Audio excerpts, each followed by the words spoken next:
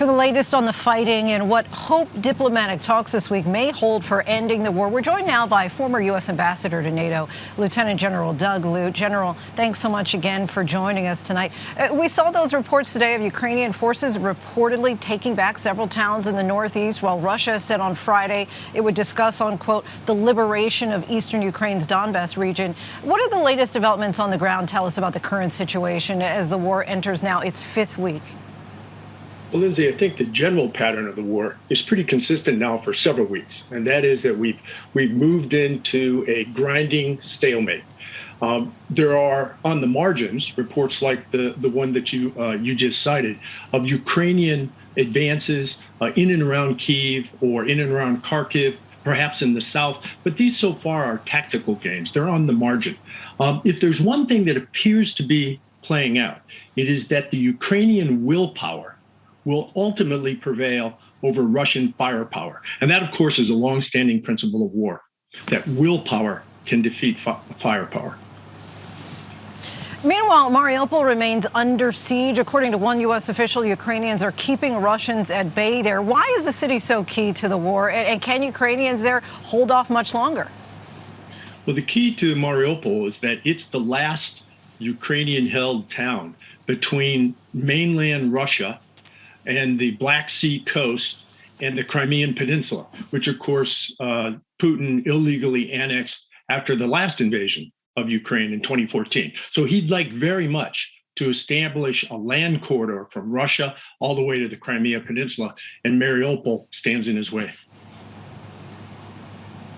Ukrainian and Russian delegations are preparing for talks, as you know, in Turkey. In the lead up to the talks, Ukraine's President Volodymyr Zelensky told Russian journalists his country was ready to discuss neutrality. What do you expect to come out of these talks, and is there a potential off-ramp here for both sides? Well, potentially. I think the good news here is the two sides are talking. This, of course, is the fifth or sixth such meeting between the Russian side and the Ukrainian. So it is good that they're talking, because in this kind of conflict, neither side is going to have an outright victory. Neither side is going to surrender and give a victory to the other. So ultimately, this is going to come down to negotiation with the Ukrainians on one side and the Russians on the other. As to the trade space there, that will still largely be determined by the momentum on the ground. And so far, I'd agree with your earlier report that the momentum seems to be shifting slightly in favor of the Ukrainians. And finally, we saw the uproar this weekend over President Biden's words on Vladimir Putin remaining in power and some pushback from European allies on that. NATO has remained firmly united so far. Any concern at all as far as keeping everyone on the same page the longer this conflict continues to drag on?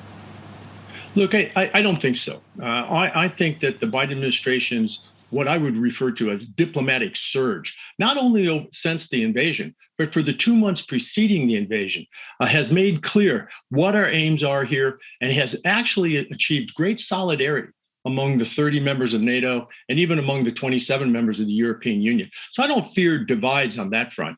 And I also think the president's last sentence of his speech in Warsaw, where you're reporting from tonight, that last sentence had to do with this question about Putin remaining in power.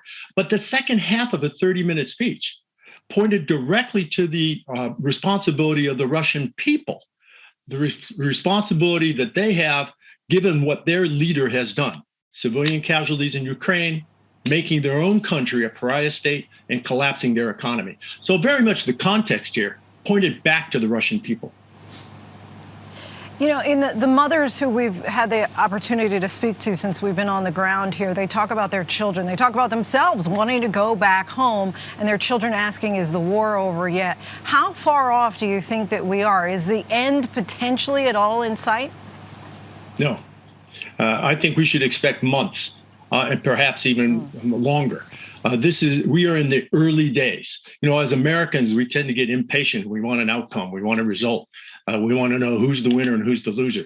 This is not going to be clear, in my view, for some time. General Lute, we thank you so much for your time. Appreciate you joining us tonight.